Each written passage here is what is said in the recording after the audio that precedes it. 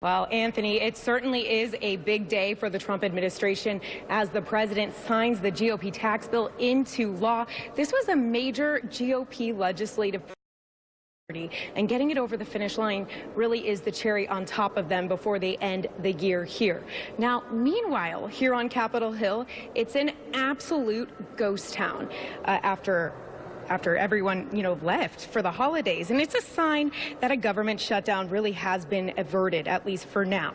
The lights here in the Capitol will stay on, but only for about a month. Now, there were some key sticking points up to the final hour before votes on Thursday. The reauthorization of FISA, a surveillance program that allows the collection of intelligence on non-U.S. citizens, funding for CHIP, the child health insurance program that ran out of federal money on September 30th. Whether to include disaster relief funding, how much money to allocate to defense, and whether to add an extension to the Deferred Action for Childhood Arrivals, or DACA program. The House also approved a disaster relief spending bill that would give additional money for hurricane recovery in Texas, Florida, Puerto Rico, and the Virgin Islands. Money from that bill will also go to California, that has been devastated by wildfires in 2017.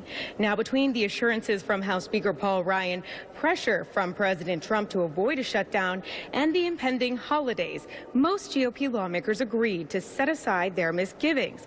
What lawmakers haven't handled is almost more significant.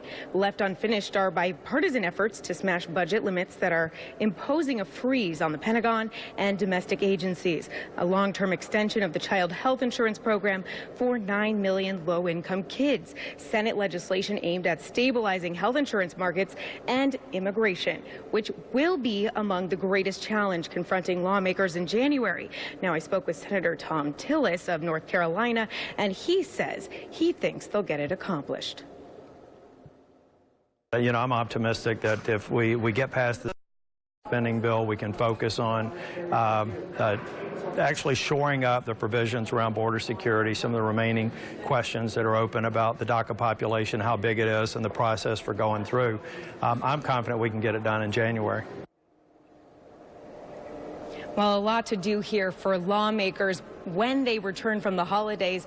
And, the president signing that bill into law, the GOP tax bill, a big day here on Capitol Hill and all across the country, and taxpayers as well. Anthony. Okay.